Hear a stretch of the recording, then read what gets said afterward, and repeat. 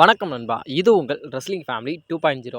இன்னைக்கு இந்த வீடியோவில் பார்க்க போகிறது எதை பற்றி அப்படின்னா, ஜனவரி மந்த்லேருந்து ரா வந்து நெட்ஃப்ளிக்ஸில் போகுது. அதில் வந்து ஒரு மிகப்பெரிய ஒரு மேட்சை WWE கன்ஃபார்ம் பண்ணியிருக்காங்க. அது இல்லாமல் பிளட் லைன், அதாவது ஓஜி பிளட் லைன் அப்படியே ரா பிராண்டுக்கு போகுது. இதை பற்றி இன்னைக்கு வீடியோ நம்ம டீட்டெயிலாக பார்க்கலாம். அதுக்கு முன்னாடி இன்னைக்கான கொஷின் என்ன அப்படின்னு கேட்டால், பிளட் லைன் வந்து ரா பிராண்டுக்கு போகணுமா, இல்லை எப்பொழுதும் போல் ஸ்மாக்டவுன் பிராண்ட்லேயே இருந்தால் நல்லா இருக்குமா அப்படிங்கிற உங்களோட கருத்து என்ன அப்படிங்கிறத மறக்காமல் கமெண்ட் பண்ணுங்க நண்பா. ஏன்னா இப்போ ஜனவரி மந்த்லேருந்து ரா பிராண்டு வந்து இப்போ நெட்ஃப்ளிக்ஸு போகுது. அதாவது நெட்ஃப்ளிக்ஸ் தான் ஜனவரி மந்த்லேருந்து ரா பிராண்டை டெலிகாஸ்ட் பண்ண போகிறாங்க. அதில் ரா வந்து இப்போ ஒரு மிகப்பெரிய ஒரு 6 மந்த் டாக் மேட்சை கன்ஃபார்ம் பண்ணியிருக்காங்க.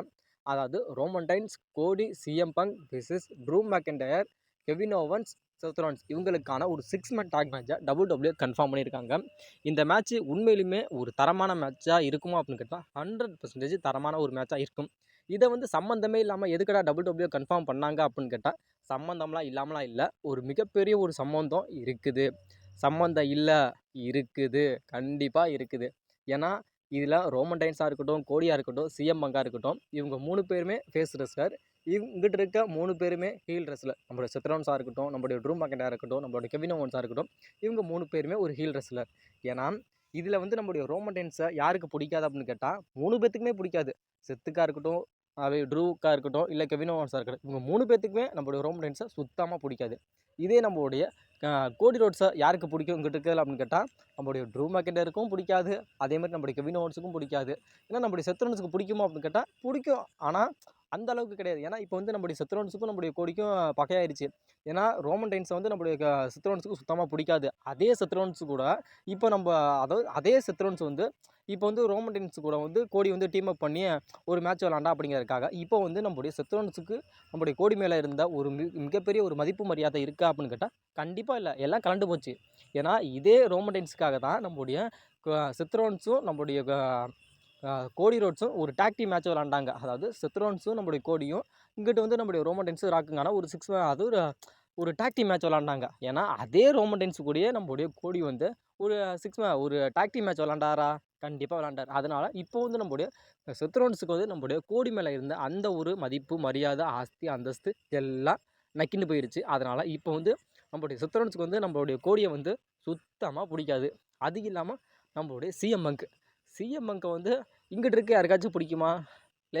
ஒருத்தருக்கும் பிடிக்காதுடா. ஏன்னா அதுதான் உண்மை. செத் ரோலின்ஸுக்கு அறவே பிடிக்காது.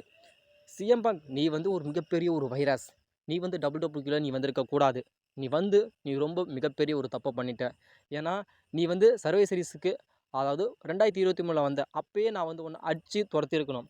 அப்படி துரத்திருந்தேன்னா இந்த அளவுக்கு நீ வந்து இவ்வளோ தூரம் ஏன் முன்னாடி வந்து நின்று பேசியிருக்க மாட்டேன் அப்படிங்கிறதுக்கான ஒரு மிகப்பெரிய ஒரு கான்ட்ரவர்சல் இவங்களுக்கு வந்து பர்சனல் லைஃப்லேயும் சரி, அதேமாதிரி WWE அப்படிங்கிறதுலையும் சரி, ஒரு மிகப்பெரிய ஒரு இவங்களுக்கான ஒரு கான்ட்ரவர்சல் அப்படிங்கிறது இன்னமும் போய்கிட்டு தான் இருக்குது. அதனால் செத் ரோலின்ஸுக்கு நம்முடைய சிஎம் பங்கை சுத்தமாகவே பிடிக்காது. அது இல்லாமல் நம்முடைய செத் ரோலின்ஸுக்கும் நம்முடைய சிஎம் பங்குக்கும் ரெஸ்ல்மேனியா 41 வந்து ஒரு மேட்ச் வைக்கலாம் அப்படிங்கிற மாதிரி WWE ஒரு மிகப்பெரிய ஒரு பிளானில் இருக்காங்க.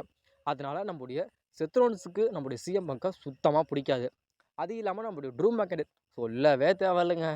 நம்மளுக்கு சிஎம் பங்குக்கும் சரி, நம்முடைய ட்ரூ மெக்கின்டையரும் சரி, எப்பேற்பட்ட ஒரு ஃபியூடை வந்து 2024 கொண்டுட்டு போனாங்க அப்படின்னு உங்கள் எல்லாத்துக்குமே தெரியும். அதாவது சம்மர் ஸ்லாமாக இருக்கட்டும், பேடு பிளட்டாக இருக்கட்டும், அதுக்கப்புறம் பேஸ் இந்த பெர்லியாக இருக்கட்டும், எல்லா பேப்பருமே நம்முடைய அந்த 3 பேப்பர்களையுமே நம்முடைய சிஎம் பங்கும் சரி, நம்முடைய ட்ரூ மெக்கின்டையரும் சரி, அவங்களுக்கான ஒரு மிகப்பெரிய ஒரு லாங் டைம் ஃபியூடை WWE கொண்டு போனாங்க. இது வந்து கொஞ்சமாவது சலிப்பாக இருந்துச்சா அப்படின்னு கேட்டால் சுத்தமாக சலிப்பே இல்லை. ஏன்னா ஃபேன்ஸுக்கு வந்து அவ்வளோ ஒரு எக்ஸ்பெக்டாக இருந்துச்சு, அதெல்லாம் அவ்வளோ ஒரு எதிர்பார்ப்பாக இருந்துச்சு. அதனால் இந்த மேட்ச்சில் வந்து நம்முடைய சிஎம் பங்க் இப்போ கூட நடந்து முடிஞ்ச மண்டே நைட் ராவில் கூட சொல்லியிருப்பாரு, எனக்கு வந்து சுத்தமாக எனக்கு சிஎம் பங்கை பிடிக்கவே பிடிக்காது அப்படிங்கிற மாதிரி நம்மளுடைய ட்ரூ மெக்கின்டையர் சொல்கிறாரு. அது இல்லாமல் நம்முடைய செத் ரோலின்ஸும் சொல்கிறாரு. அதனால் இதில் வந்து நம்முடைய செத் ரோலின்ஸ், அதாவது செத் ரோலின்ஸும் சரி, ட்ரூ மெக்கின்டையரும் சரி, நம்முடைய சிஎம் பங்கை பிடிக்குமான்னு கேட்டால் சுத்தமாக பிடிக்காது. அதனால தான் இந்த ஒரு ரீசனுக்காக தான் நம்மளுடைய WWE வந்து ஒரு 6 மந்த் டாக் மேட்சை, அதாவது ரா பிராண்ட் வந்து நெட்ஃப்ளிக்ஸில் போகுதில்ல ஜனவரி மந்த்லேருந்து, அதுக்காக ஒரு 6 மந்த் டாக் மேட்சை ஒரு மிகப்பெரிய ஒரு பரிசாக நமக்கு தரப்போகிறாங்க. இந்த மேட்ச் வைஸ் உண்மையிலுமே அற்புதமாக இருக்கும். ஏன்னா நம்ம இந்த 6 மேன் டாக் மேட்ச்சில் எல்லாத்துக்குமே ஒருத்தர் பிடிச்சிக்காது. அது இல்லாமல் இவங்களுக்கான ஒரு தனியான ஒரு ஃபியூடு எல்லாத்துக்குமே இருக்கான்னு கேட்டால் கண்டிப்பாக தனியான ஒரு ஃபியூடு எல்லாத்துக்குமே இருக்குது. நம்முடைய இந்த ஒரு மேட்ச்சில் இருந்து அதாவது இப்போ 6 மேன் டாக் மேட்ச் நடக்குதுல்ல, இதில் வந்து நம்முடைய சிஎம் பங்குக்கும் நம்முடைய சித்ரோன்ஸுக்குமான ஒரு ஃபியூடை கிரியேட் பண்ணாங்க அப்படின்னா சித்ரோன்ஸுக்கும் நம்முடைய சிஎம் பங்குக்குமான ரெசல்மேனியா 41 மேட்ச் நடக்குமா அப்படின்னு கேட்டால் இது நடக்கிறதுக்கு வாய்ப்புகள் இருக்குது. அதே இல்லாமல் நம்முடைய ரோமன் ரெயின்ஸுக்கும் நம்முடைய சித்ரோன்ஸுக்கும் ஒரு ஃபியூடு போகுது அப்படின்னா அது வந்து இதுக்கும் அதாவது 2020 நடந்து அந்த ராயல் ரம்பிளோட ஒரு ரீமேட்சாக இருக்கலாம். அதாவது ரோமன் ரெயின்ஸை பிடிக்கல அப்படின்னு சொல்கிறாங்கல்ல, ரோமன் ரெயின்ஸ் எனக்கு சுத்தவே பிடிக்காது அப்படின்னு சித்ரோன்ஸ் சொல்கிறாரு. அது வந்து ஒரு ரிவெஞ்ச் எடுக்கிற விதமாக இருக்கலாம், ஒரு பழி வாங்குற விதமாக இருக்கலாம். அது இல்லாமல் நம்மளுடைய ட்ரூ மேக்னைட் இப்போ சொன்னால் அதாவது என்னை வந்து ரோமன் ரெயின்ஸ் சுத்தமாக பிடிக்காது, கண்டிப்பாக நான் ரோமன் ரெயின்ஸை பழி வாங்க, ரோமன் ரெயின்ஸ் கூட யாரெல்லாம் இருக்காங்களோ அவங்க எல்லாத்தையும் பழி வாங்க அப்படின்னு சொன்னார். அதனால அந்த ஒரு கான்ட்ரவர்சலாக கூட இருக்கலாம். அதாவது இந்த 6 மேன் டாக் மேட்ச்சில் நம்மளுடைய WWE வந்து அவங்களோட ஒரு புத்திசாலித்தனத்தை இதில் காட்டியிருக்காங்களான்னு கேட்டால் 100% காட்டியிருக்காங்க. இதில் வந்து பல விஷயங்கள் வந்து மாறுபடும். அது இல்லாமல் பல மேட்சஸ்லாம் வந்து ரெசல்மேனியா WWE இப்போலேருந்தே ரெடி பண்ணி கொண்டுட்டு போகிறாங்க. அதாவது ஜனவரி மந்த்து ரா வந்து நெட்ஃப்ளிக்ஸில் போக போதில்ல, இந்த 6 மேன் டாக் மேட்ச் நடக்க போகுது.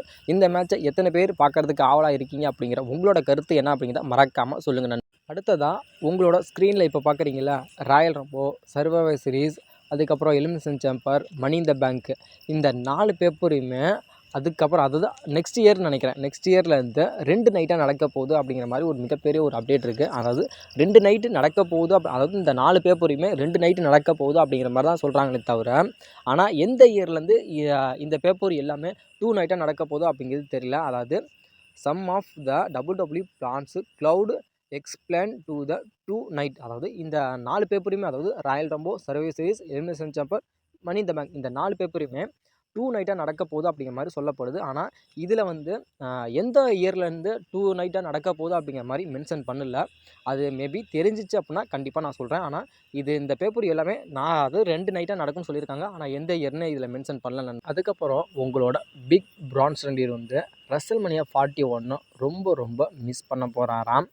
அதாவது இப்போ வந்து பிளட் லைன் 2.0 கூட வந்து நம்மளுடைய பிரான்சன் ரீட் வந்து ஒரு ஃபியூடு போனார். அதாவது பிளட் லைன் 2.0ல ஒரு மெம்பராக இருந்து ஓஜி பிளட் லைனுக்கும் பிளட் லைன் 2.0க்கும் ஒரு வார் கேம் நடந்துச்சு. அதில் வந்து நம்மளுடைய பிரான்சன் ரீட்டுக்கு வந்து இன்ஜுரி ஆச்சு. அந்த இன்ஜுரி வந்து ரொம்பவும் ஒரு கிரிட்டிக்கலான ஒரு இன்ஜுரியாக. அதனால் கண்டிப்பாக நம்மளுடைய பிரான்சன் ரீட் வந்து சர்ஜரி பண்ணியாகணுமா. அப்படி சர்ஜரி பண்ணிட்டார் அப்படின்னா கண்டிப்பாக உங்களோட பிரான்சன் ரீட் வந்து 7லேருந்து 8 மாதம் வந்து கண்டிப்பாக WWEக்கு வரமாட்டார். அதனால் உங்களோட பிரான்சன் ரீட் வந்து இந்த வருஷம் நடக்க போகிற ரெசல்மேனியா 41 ரொம்ப மிஸ் பண்ண போகிறாரு. இது வந்து ரொம்பவும் ஒரு சேடான ஒரு நியூஸ். ஏன்னா இப்போ தான் நம்மளுடைய பிரான்சன் ரீட் வந்து ஒரு மிகப்பெரிய ஒரு பாதையை நோக்கி போய்கிட்டு இருக்கப்போ ஒரு மிகப்பெரிய ஒரு சிக்கலை வந்துருச்சு. நம்மளுடைய பிரான்சன் ரீட் வந்து சீக்கிரம் ரெக்கவரி ஆகி WWEக்கு வரணும் அப்படிங்கிற மாதிரி நம்ம ப்ரே பண்ணிக்கலாம். ஜான் சீனா சொன்னால்தான் சொன்னார், அதாவது நான் 2025 தான் லாஸ்ட்டு, அதுக்கப்புறம் நான் ரெஸ்லிங் கரியரை விட்டு நான் ஓய்வு பெற்றுவேன், அதுக்கப்புறம் நான் வரவே மாட்டேன் அப்படின்னு சொன்னார். நான் தான் மோதுறேன், நீ தான் மோதுவ, நான் தான் ஜான்சனாவை கூட மோதுவேன், நான் தான் ஜான்சனாவை வீழ்த்துவேன் அப்படிங்கிற மாதிரி ஏகப்பட்ட பேர் க்யூவில் நிற்கிறாங்க. இப்போ போகிற ஒரு மிகப்பெரிய ஒரு நியூஸ் என்ன அப்படின்னா, ஏதாவது நான் படிக்கிறேன், நீங்களே கேளுங்க.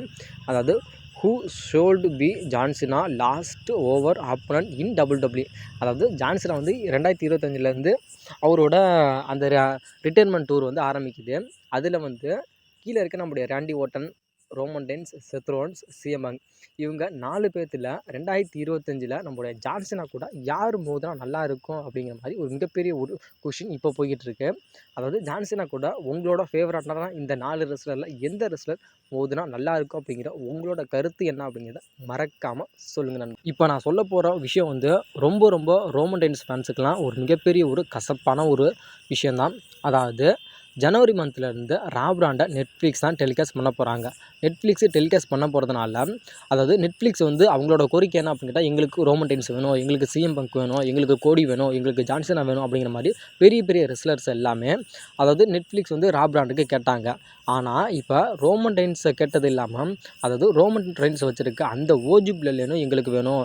அதாவது இப்போ ஓஜி பிளட் லைன் வந்து ஸ்மாக்டவுனில் இருக்கிற அந்த ஓஜி பிளட் லைன் அப்படியே எங்களுக்கு வந்து ரா பிராண்டுக்கு வேணும் அப்படிங்கிற மாதிரி இப்போ வந்து நெட்ஃப்ளிக்ஸ் வந்து இப்போ WWE கேட்டிருக்காங்களாம். அதனால் இப்போ அந்த ஓஜி பிளட் வந்து இப்போ ரா பிராண்டுக்கு மூவ் பண்ணலாமா வேணாமா அப்படிங்கிற மாதிரி டபிள்யூ வந்து ஒரு மிகப்பெரிய ஒரு குழப்பத்தில் இருக்காங்களாம்.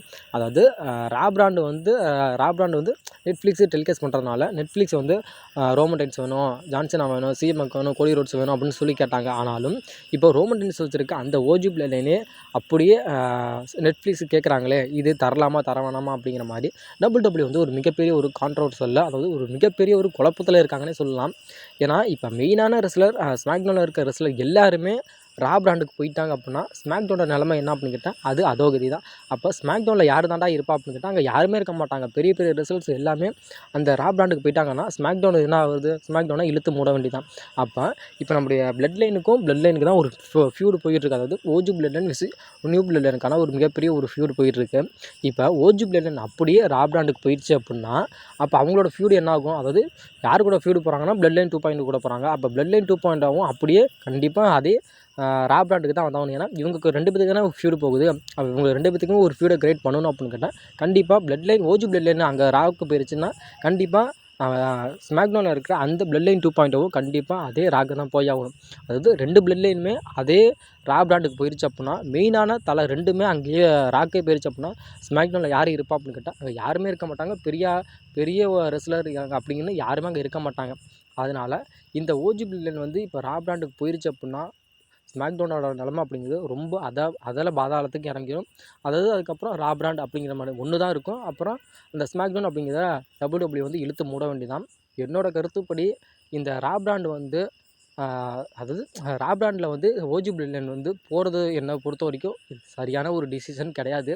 ஏன்னா ரோமன் ரெயின்ஸ் வந்து சும்மா அப்பீரியன்ஸுக்காக போயிட்டு வேணால் வரலாம். அது வந்து ஏற்றுக்கலாமே தவிர இப்போ ராவா வந்து கேட்டாங்க, நெட்ஃப்ளிக்ஸ் வந்து கேட்டாங்க, அதாவது ரா பிராண்ட் வந்து ஓஜி பிளட் லைன் வேணும் அப்படின்னு சொல்லி கேட்டதை வந்து என்னை பொறுத்த வரைக்கும் இது வந்து டபிள்யூ கொடுக்காம இருக்கலாம். ஏன்னா எங்களுக்கு வேணும் அப்படிங்கிற மாதிரி ஸ்மாக்டவுன்லேயே அந்த ஓஜி பிளட் லைனும் சரி, அதேமாதிரி பிளட் லைன் 2.0 சரி வச்சுக்கிட்டாங்க அப்படின்னா கண்டிப்பாக ஸ்மாக்டவுனை காப்பாற்றிக்கலாம்.